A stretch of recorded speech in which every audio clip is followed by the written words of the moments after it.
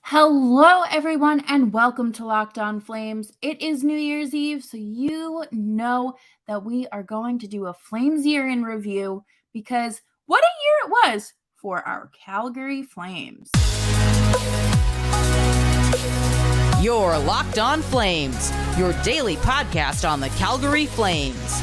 Part of the Locked On Podcast Network, your team every day.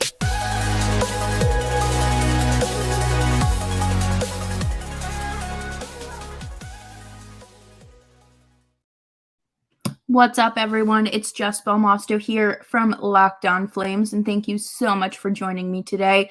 Today, I thought we could go through some of the top the ups and downs, I guess, of 2022 for the Calgary Flames. I think it's safe to say they had a very busy year, and it's nice to have it all in one place where we can look back, hopefully by the end of the spring, and say, wow, what a way, like, this team has come so far.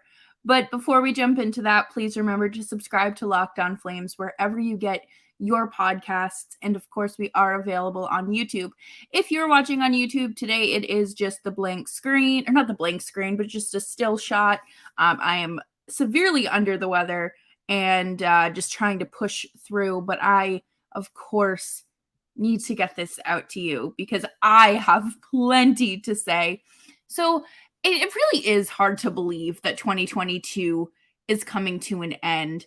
I was looking back on just this year as a whole, and it's hard to believe that the Flames experienced so much in 12 months. Honestly, in less than 12 months, because you had the trade deadline, and then you have the playoffs, and then you have free agency, and it just felt like the world was moving so fast, but also so slow at the same time.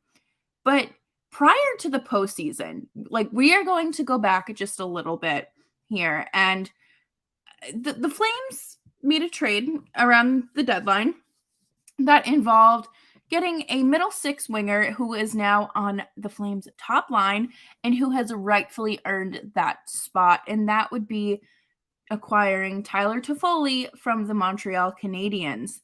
And that was just a first round pick, and of course, the prospect from the Sam Bennett trade. So thank you so much for the Sam Bennett trade, Florida. We're happy to flip things and make things work.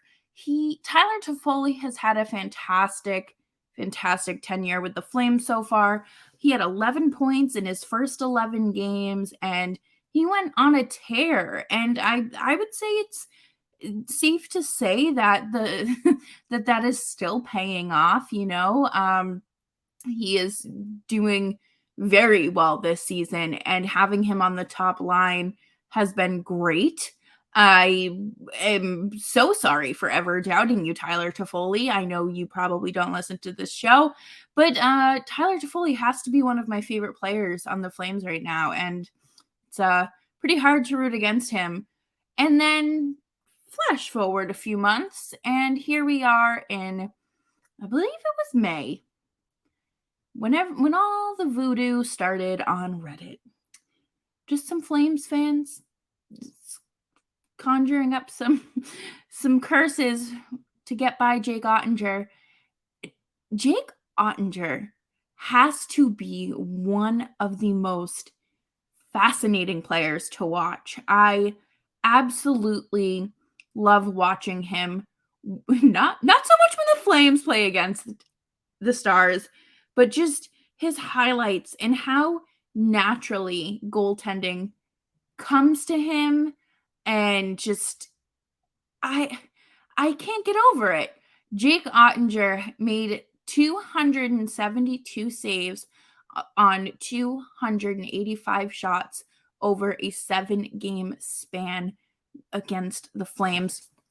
That stat comes from our good friend Pat Steinberg, and I really just cannot get over at the fact that that series went 7 games.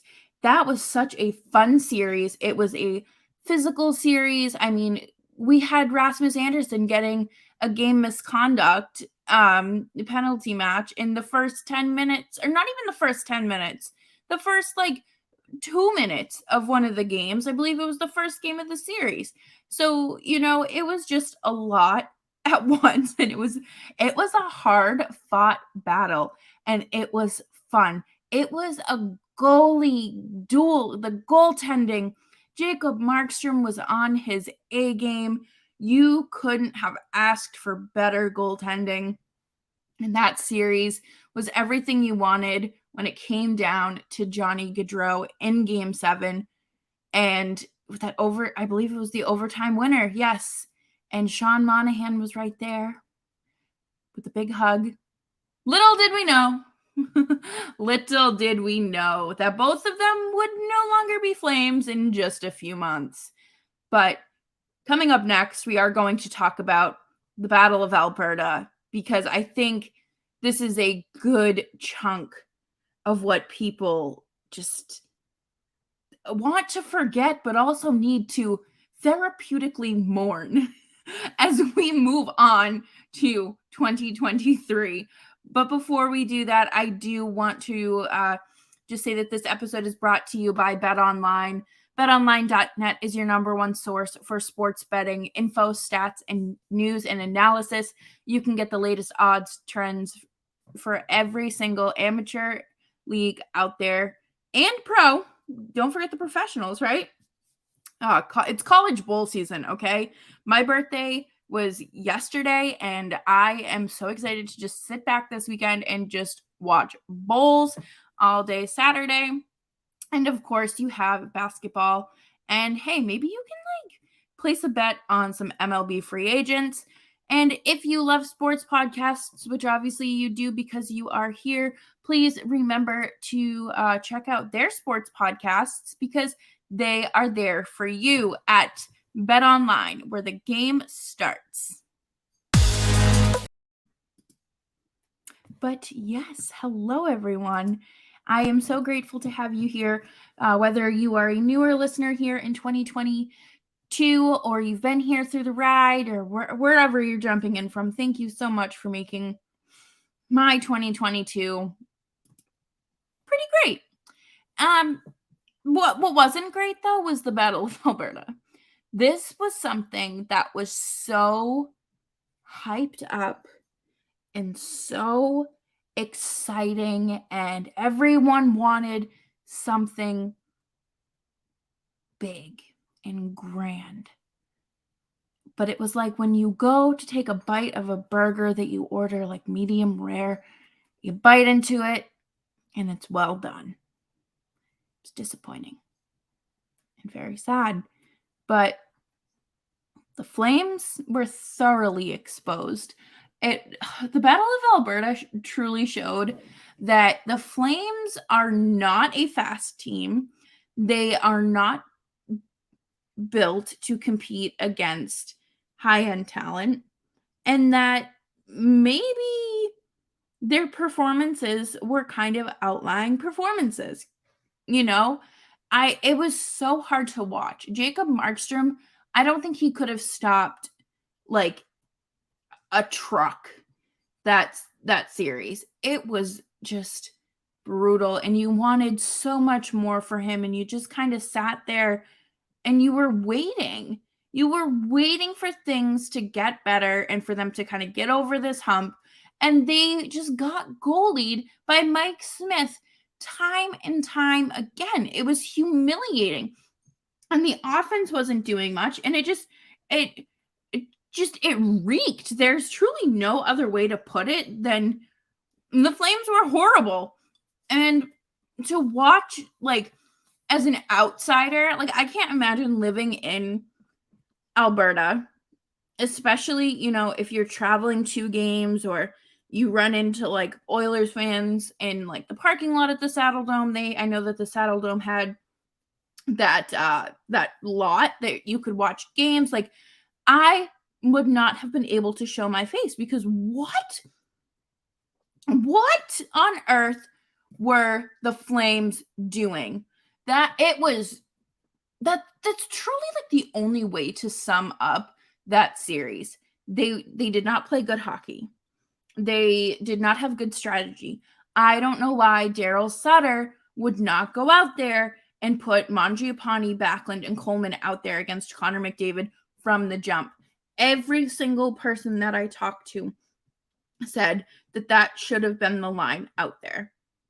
Do I think the Flames would have won the series if they rolled that line out against Connor McDavid? Absolutely not. But I think it would have helped the Flames defense a little bit more and probably goaltending. Poor Jacob Markstrom, I felt so bad. He was exhausted. He worked his behind off to make sure that he stopped pucks, and he couldn't. And it was just Matthew Tkachuk and Gaudreau were silent. Mangiapane were silent. It was silent. Apparently Matthew Tkachuk broke his hand in the first game of the series against Dallas. Or maybe not broke it, but he did have some serious a contusion or an injury or something. And that's why you don't want your star players fighting. And I'm sorry, but it's the playoffs. You're there to win. You know the expectation. Roll it out and go. You don't need to be doing that. That's why you have players like Milan Lucic. Okay? That's why you have players like Milan Lucic. And maybe some of your defensemen. I truly cannot see any of the 2021-22 Flames roster fighting in a playoff spot other than Lucic. He should have been out there throwing the opponents around because that's Lucic and that's really all he contributes. But it was 5 games of non-stop embarrassment. Being eliminated in overtime in 5 games on home ice is that should just spark something inside of you to be better, to train harder, to go out there and hit the weights, practice your skills. Something should awaken inside of you as a player, but also as a coach. You need to look at things strategically. And I'm sorry, I don't really think Daryl Sutter has done much of that this season. And it's hard looking back on the success of last season and comparing it to this season. And it's the talent just doesn't translate well from the roster to the ice. And that, how many times have we seen that? It is just absolutely embarrassing. And I really do think that is something that we will have to dive into more in 2023 as the season rolls along. But I do want to wrap up today's show talking about the summer, talking about the departures, because little did we know that overtime loss would be the last time Gaudreau and Tkachuk would dress as Calgary Flames. But before we get into that, I do want to get into this message here from the National Highway Traffic Safety Association. You're hanging out with some friends and putting a few drinks back. A few becomes too many. As the evening comes to an end and people start to head out, you think of calling for a ride. No, you live nearby. You can make it home. It's no big deal. What are the odds you'll get pulled over anyway? And even so, what's the worst that could happen? Your insurance goes up, you lose your license or your job, you total your car, or you kill someone. Everyone knows about the risks of drunk driving, and the results are tragic and oftentimes deadly. However, that still doesn't stop everyone from getting behind the wheel while under the influence. And that's why police officers are out there right now looking for impaired drivers on our roads to save lives. Drive sober or get pulled over.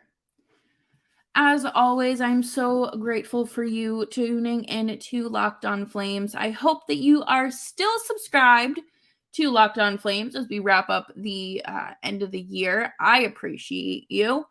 And let's talk about this. Is very hard to believe that this was 6 months ago. I swear the Flames lived, like, I think I lived 3 different lives in 2022. I don't think I could like truly remember the start of the year. And then I was like looking back at pictures earlier today and I was like, oh yeah, that happened. It's just been such a hectic year for so many of us. And, to be able to come on here every day and just talk about hockey and things that truly don't matter in the grand scheme of things, but bring us joy, pain, and lots of emotions in the game of hockey has been a pleasure. And I'm so excited to do it for the future, in the future. But let's talk about the summer. Okay. So, you get the exit interviews, you get all the typical, well, like I want to stay here forever. I'd really like to, but ultimately it comes down to like what the team wants and this and that. And we were all tired. We were tired, like I swear, 3 days into the off season. And that was like still like barely into June, right? But once we got through the draft, not even through the draft, but leading up to the draft, I was kind of expecting a trade for the Flames, mainly because, Matthew Tkachuk was an RFA, and could they have gotten a first-round pick? Could they have gotten something else? And nothing happened, so everyone was just kind of, all right, this is a good sign. Nope. The negotiations were leaking from Tree Living and Johnny Gaudreau's conversations, and you think you're safe in one spot, and then it turns out that $11.5 million for the next 8 years is not it's not what the player wants. So Tree Living rolled out the entire world, the red carpet, the world, and just gave him the A+ quality treatment that Gaudreau deserves. Okay, I know people are like bitter with him, and listen, I get it, I do, but at the end of the day, he earned the right to choose where he wants to go. And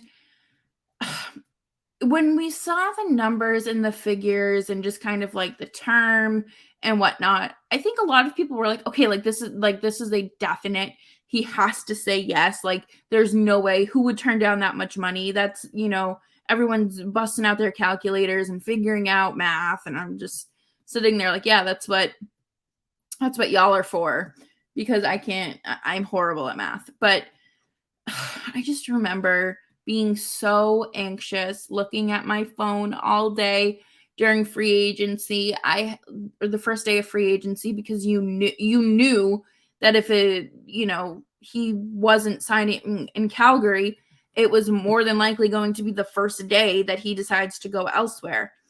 And I remember sitting right where I'm sitting now at my desk, Gaudreau to Columbus. And I felt like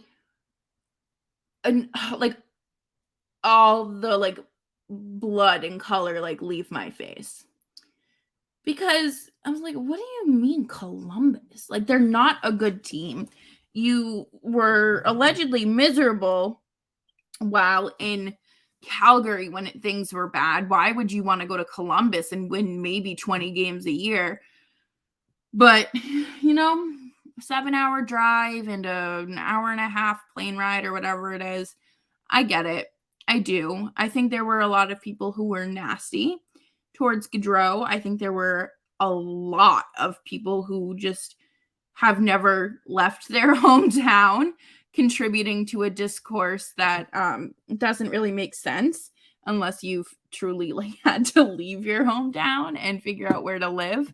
But Columbus, man, like that, I think that took everyone by surprise. You expected him to go to maybe Philly or New Jersey and New York, either New York. I guess more so the Islanders since they actually had cap space. But no one had Columbus on their radar. And even Gaudreau and his agent, they didn't even have Columbus on their radar until they got a call. And, you know, I think what helped push him there was Eric Goodbranson, because Eric Goodbranson and his wife and Gaudreau's wife, Meredith, are very good friends. And, yeah, I'm sure that had some influence on it as well. But that was done and over with. The discourse is still going on to this day. But nevertheless, 2 days go by, and there's reports that, you know, Tkachuk isn't accepting his qualifying offer, and then he wasn't going to arbitration or something like that. And then he tells Brad Treliving that he doesn't want to stay in Calgary long term. And I get it. I do. It is incredibly lonely living there, living anywhere where you don't really have friends. You're an outsider. You don't have the opportunity to like make friends your age because you're a professional athlete and like people are weird and like whatnot. But and being in the cold weather can really affect someone's mental health. I don't want to dive down that road because I don't want to speculate, but you know, you have to think about the real life factors that go into things. And when you have the capability of just picking up and moving, sure, someone would want to live somewhere warm and not have to pay income tax. And that's exactly what happened. Listen, it was a Friday night and I was exhausted. I was like, okay, like I think I'd like worked all week, or it was the week after we came back from vacation. So I was like, I need a vacation from this vacation. And my lovely boyfriend comes storming into the room and says, Matthew Tkachuk to the Florida Panthers. And I just like, what a way to be woken up, first of all. I'm like, am I dreaming? Is this real? Okay, I get on Twitter and I'm like, oh my God, Matthew Tkachuk and Johnny Gaudreau, this is like the end of the world. Like, what are the Flames going to do? And then I see the return, okay? The return is Huberdeau. So I see Huberdeau, and then I'm like, I stop reading. I'm like, great, that's fantastic. And I keep reading, and it says Mackenzie Weegar, and I'm like, oh my, well, what is going on here? And then a prospect, and I just sat there in disbelief. I was like, what do you mean we're getting Jonathan Huberdeau and Mackenzie Weegar? What do you mean? And that's what happened. The Flames got Mackenzie Weegar and Jonathan Huberdeau for Matthew Tkachuk. And it was such like an exciting feeling. Not that like I wasn't over the trade, because like obviously like I loved watching Matthew Tkachuk play hockey. I didn't enjoy always having to defend him, but like, oh my God, Jonathan Huberdeau, who had the same amount of points as Johnny Gaudreau. And then you have Mackenzie Weegar, who is such a fantastic defenseman. And oh my God, the Flames need defense. Wow, this is great. This is going to help Jacob Markstrom, and like just spiraling. But it was such an overwhelming summer that once the season started, I think the expectations were still a little too high. And I get it, you know, you go from winning all those games and scoring all those goals to not doing that. And it's hard to kind of wrap your head around. But the beautiful thing about hockey is that anything can change at the drop of a hat, and you aren't forced to, it's not set in stone, if you will, for the lines are not permanent. And I cannot imagine if that were the case and your lines and your pairings were permanent for the season. That would be horrendous. But, there's an alternate universe where that may be a thing. But thankfully, that is not this one. And thank you all so much for making 2022 a fantastic year for Locked On Flames. The most amount of downloads we've had ever in show history, and just constant love. I feel like we've grown as a community. Thank you, Audie, for jumping on. Thank you to all the guests that have come on. I've had the chance to interview Rebecca Johnston of Team Canada, who has 3 gold medals and now is working with the Flames. Like, it has been one beautiful year, and I'm so grateful to have shared the highs and the lows, and coming on here after crying when the Flames got eliminated. I didn't expect to cry, but I did. And thank you, Nick, for coming on and coming aboard and just taking over the part of the show that I don't know how to do, and being rational and actually wanting to have deep discussions versus just talking crap and whatnot. But thank you to all of you who listen to the show wherever you are. I am someone who listens to podcasts throughout my entire day. I have to have something on in the background. Otherwise, I am just left alone with some elevator music. So thank you to all of you. And until next time, see you later here at Locked On Flames.